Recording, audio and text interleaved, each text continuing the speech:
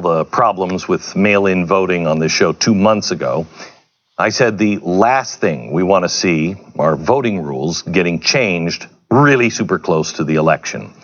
But that, unfortunately, is exactly what's happening right now all across our nation.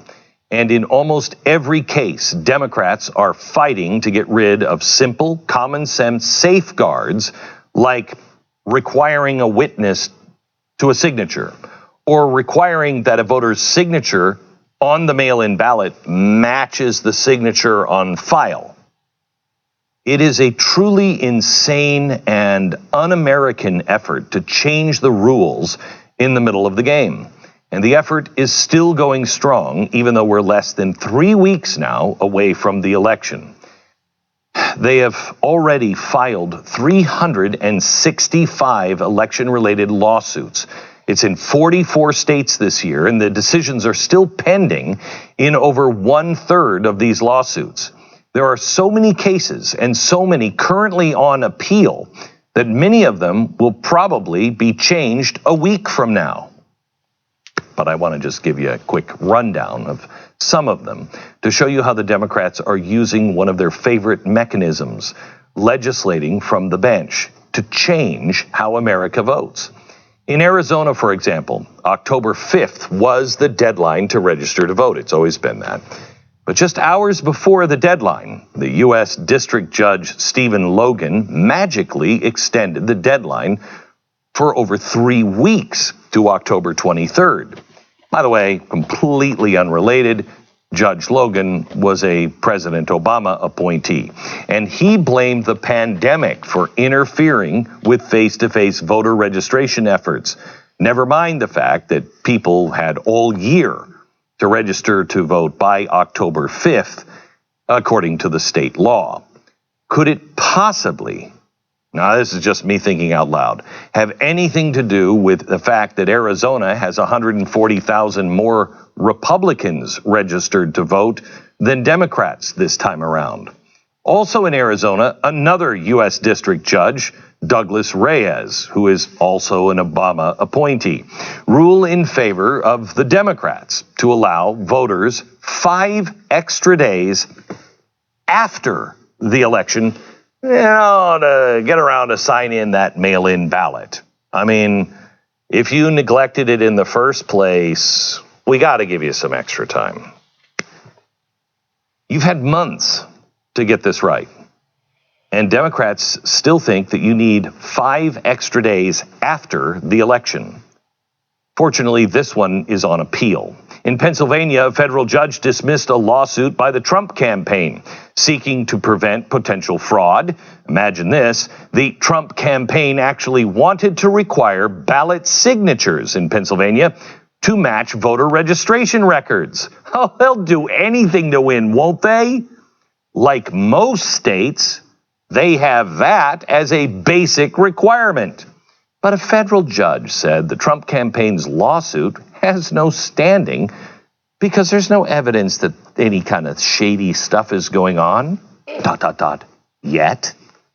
In Virginia, the state requires absentee voters to get a witness signature for their mail-in ballot. But now the U.S. District Judge Norman Moon, a Bill Clinton appointee, has decided Virginia voters can skip the witness signature step if you don't feel safe enough and you feel like, I don't know, they might have COVID. A mask won't work at that point. You don't have to have a witness to sign the ballot. May I ask, have we all slipped through a wormhole? Are we on the same planet, the same Earth that we all grew up on? You don't have to make out with your witness to get their signature. I just want to point that out. You can keep your distance. Then I love this one from New Jersey, of course. The U.S. District Judge Michael Shipp, another Obama appointee, dismissed the Trump campaign's challenge to the New Jersey's mail-in voting rules. One of the rules they had a problem with was allowing ballots to be counted 2 days after the election, even if they don't have a postmark. I'm not sure exactly how that works, but forget about it. It's New Jersey. What could happen here? Nothing. Then there are three major battleground states, Pennsylvania, Michigan, and Wisconsin, which Trump won in 2016. All three recently had mail-in ballot deadlines extended by the courts within days of one another. The Pennsylvania State Supreme Court, which has a Democrat majority, made mail-in ballots due 3 days after the election, as long as they're postmarked by 8 p.m. on Election Day. In Michigan, State District Court Judge Cynthia Stevens ruled that as long as mail-in ballots are postmarked by November 2nd, they can arrive up to November 17th and still be counted. I mean, what, does the USPS deliver mail by sloth in Michigan? I'm not sure. I mean, and the Democrats are the ones that are like, the post office will get us there in time. Really? You don't seem to have a lot of faith in them right now. For the mental health of America, they should not be allowed to have 3, 5, or 10 extra days in any state. In Wisconsin, mail-in ballots used to be due by 8 p.m. on Election Day to count. But the U.S. District Judge William Connolly, he was appointed by Obama too, he granted a 6-day extension for this particular election. Late last week, however, a federal appeals court blocked that ruling, so Democrats will likely have to appeal this one to the U.S. Supreme Court. Out of the hundreds of election-related lawsuits filed already by Democrats this year, there are a couple of names that pop up repeatedly. One is the group called the League of Women Voters. They support initiatives like allowing anyone with a driver's license to vote, even if they're not a citizen. That's great. The League also supports taxpayer-funded abortion on demand, strict gun control, and universal health care. And with goals like that, naturally, they're funded by the George Soros Open Society Institute. The League of Women Voters have been very active litigants for the Democratic Party, with 5 cases still pending.